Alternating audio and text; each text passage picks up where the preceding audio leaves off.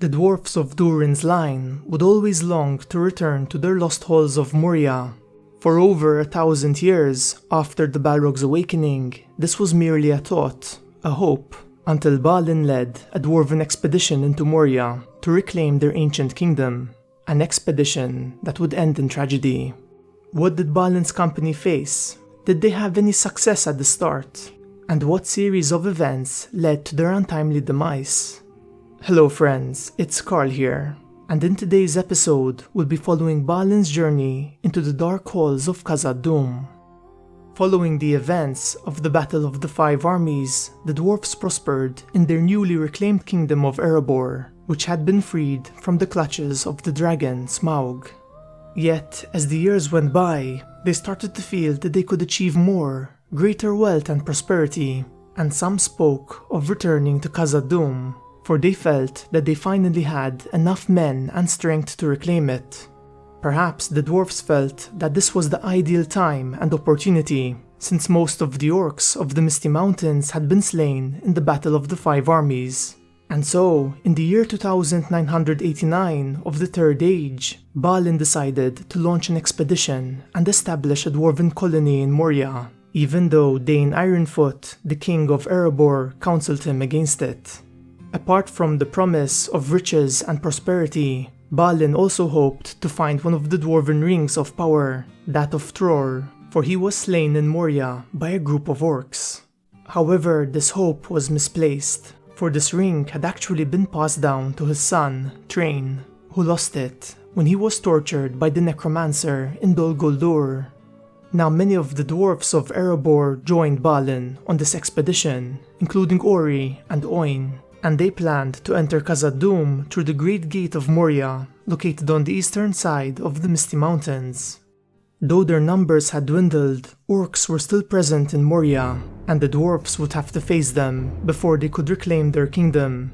And so, these two forces would battle each other at the Great Gate and outside in the Dimril Vale, and at least part of their battle, if not all of it, took place during the daytime, which might have given the dwarfs an advantage, since the orcs were weakened by sunlight. The dwarfs would emerge victorious from this battle, though they suffered some losses, and one dwarf in particular is mentioned, named Floy, who was killed by an orc arrow. However, before his death, he committed a valorous deed, for he slew a great orc chieftain, and his body was buried outside of the Great Gates, close to the lake known as the Mirrormere. With the promise of victory at hand, the dwarfs pushed into Moria, driving the orcs out of the Great Gate and the guards room, and they claimed the first hall. They would keep moving westward until they reached the 21st hall, where they chose to settle, for it had good aeration and it could easily be watched. And so, after establishing a settlement, Balin became the lord of Khazad-dûm, and his throne was set up in the chamber of Mazarbul, close to the 21st hall. The start of Balin's kingdom was very prosperous, for the dwarfs found gold and mithril. They also uncovered some ancient dwarven relics, such as Durin's axe, which might have belonged to one of their kings named Durin, perhaps even Durin I. Another relic was a silver helm, which I believe refers to mithril, as it's sometimes called true silver, and it makes more sense that a helmet would be made of mithril rather than silver. Both of these relics were claimed by Balin as his own, and as they explored their kingdom, the dwarfs would find other equipment made of mithril, such as a well-forged helmet and a coat that were said to be made of the purest mithril. News of their success would reach their brethren in the Iron Hills, for the dwarfs of Moria sent out messengers, informing them of their fortunes and of the great works that were taking place in Khazad-dûm. Having established a base of operations, the dwarven expedition would start spreading out further into their ancient halls, moving towards the west to the Holland Gate, and Oin was sent out to look for the upper armories of the Third Deep. The history and fortunes of the dwarven expedition were recorded in the Book of Mazarbul, and various dwarfs wrote inside it. The fifth and final year of the dwarven colony was recorded by Ori, and it was the start of the dwarven misfortune. For one day, Balin left his kingdom to look in the Mirrormere, but he was not alone, for an orc was hiding behind a stone, and it shot him and killed him with an arrow. The dwarfs would avenge their fallen lord, and they slew the orc, though the tide had already started to turn against them, for an orc army came up towards them from the Silverlode River, and a fierce battle took place outside of the great gates of Moria.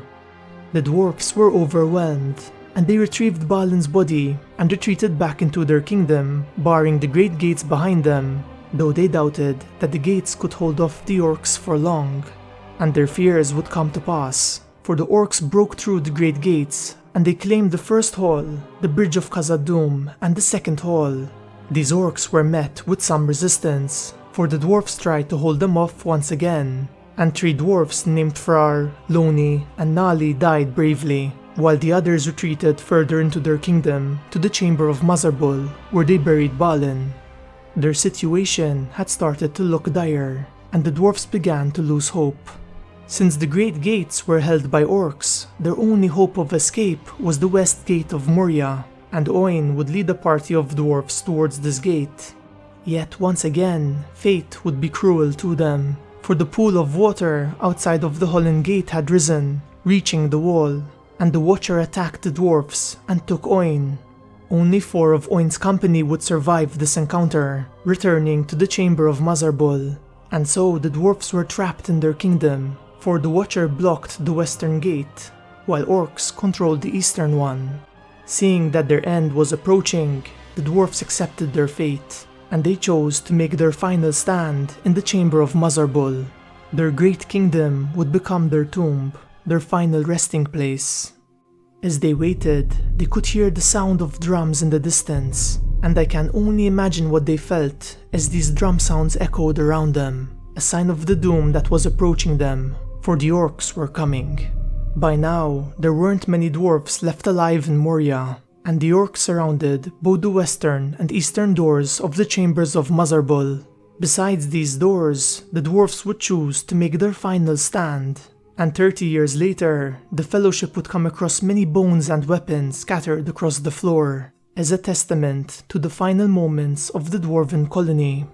It seems that the dwarfs stored many of their treasures and riches in the Chamber of Mazarbul, for throughout the room there were many holes cut into the walls, which held large iron-bound chests of wood.